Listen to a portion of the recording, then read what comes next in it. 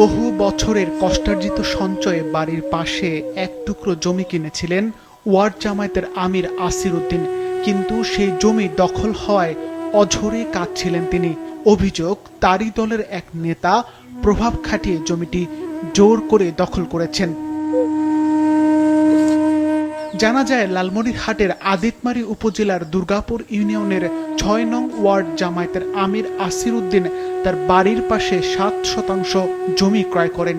সেই জমি নিজের প্রয়োজনে ব্যবহার করতে নেন ইউনিয়ন জামায়াতের আমির খলিলুর রহমান। পরবর্তীতে তা ফেরত চেয়ে বারবার তাগাদা দিলেও ফেরত পাননি আসির উদ্দিন। এই ঘটনার সমাধান চেয়ে তিনি জামায়াতের বিভিন্ন স্তরের নেতাকর্মীদের দ্বারস্থ হলেও জমি আর ফেরত পাননি।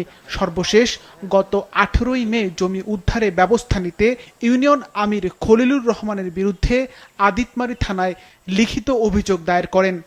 আমার জমি দুর্গাপুর ইউনিয়নের আমির দখল করে খাচ্ছে, আমাকে পাত্তা দেয় না। বৈঠকের মাধ্যম হয়েছে, আমি জেলা সেক্রেটারিকে জানাচ্ছি, লাবলু ফেরোজা লাবলুকে, মেলা বৈঠকে তারা কোনো পাত্তা দিচ্ছে না, দখল করে খাচ্ছে।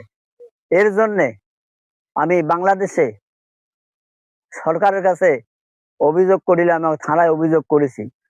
এদিকে আসির উদ্দিনের জমি দখলের কথা অকপটে স্বীকার করেছেন খলিলুর রহমান। আপনি কি পারেন বক্তব্য দেখাইছি একটা দেখাইলে তো হলো না। কাগজ আপনাকে কি বলছে? কাগজ আপনাকে কি বলছে? কাগজ বলছে আপনি 2 দাগে কিনছেন, তাহলে আপনি 2 দাগে যাবেন, তাই নাকি? বিষয়টা এরকম না যে আপনি যদি 2 দাগে কিনি তাহলে 2 দাগে যাবো, 7 দাগে কিনলে 7 দাগেই যাবো, 1 দাগ কিনলে আমি 1 দাগে 2 থাকবো। কিন্তু ভোগ দখল তো কোনো বিষয় না। ভোগ দখল কি মালিক?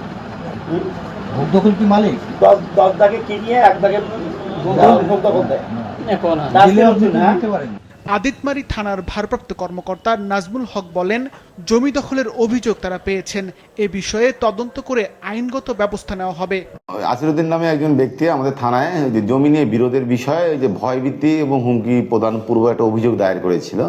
সেই অভিযোগের অনুসন্ধানের জন্য আমরা আইনগত ব্যবস্থা নেওয়ার জন্য অফিসার নিয়োগ করেছি। তদন্ত সাপেক্ষে পরবর্তী ব্যবস্থা গ্রহণ করবো আমরা।